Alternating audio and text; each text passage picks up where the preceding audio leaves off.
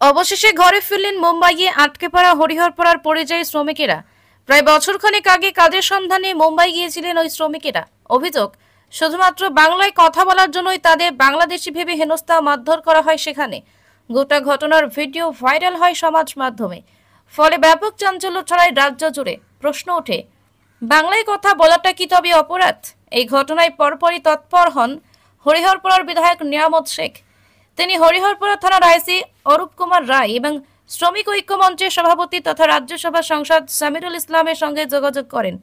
তাদের উদ্যোগেই শুরু হয় উদ্ধারের প্রক্রিয়া। অবশেষে সরকারি সহযোগিতায় নিরাপদে নিজের জেলায় ফিরে আসেন আটকে পড়া পরিযায়ী শ্রমিকেরা। মঙ্গলবার হরিহরপাড়া থানায় এক আবেগঘন পরিবেশে পরিবারের হাতে তুলে দেওয়া হয় শ্রমিকদের। উপস্থিত ছিলেন থানার আইসি অরূপ কুমার রায় ও বিধায়ক নিয়ামত শেখ। সন্তানদের ফিরে পেয়ে চোখের জল পরিবারের সদস্যদের। বিধায়ক ক্ষোভ প্রকাশ করে বলেন, বাংলায় কথা বললেই যদি কাউকে বাংলাদেশি বলা হয় তবে তা গণতান্ত্রিক অধিকার এবং সাংবিধানিক মর্যাদার পরিপন্থী। এই ধরনের আচরণ একেবারেই মেনে নেওয়া যায় না।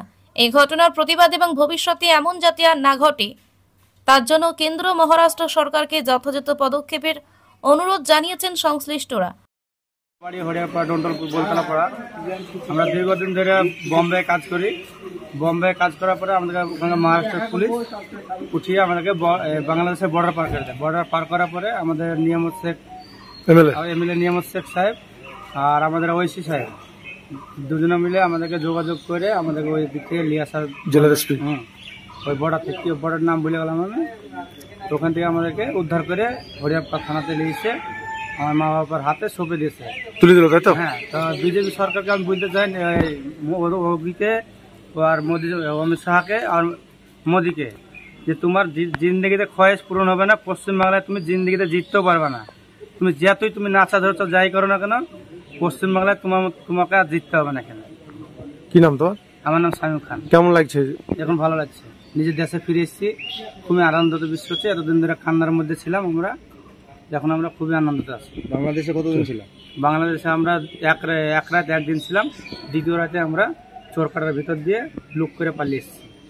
অনেক দূর আমরা রাস্তা খুঁজছিলাম, পাইনি। দুদিন ধরে রাস্তা খুঁজছি, মানে একদিন রাস্তা খুঁজেছি আমরা, রাস্তা পাইনি। রাস্তা না পাওয়াতে এক জায়গাতে পেয়েছিলাম।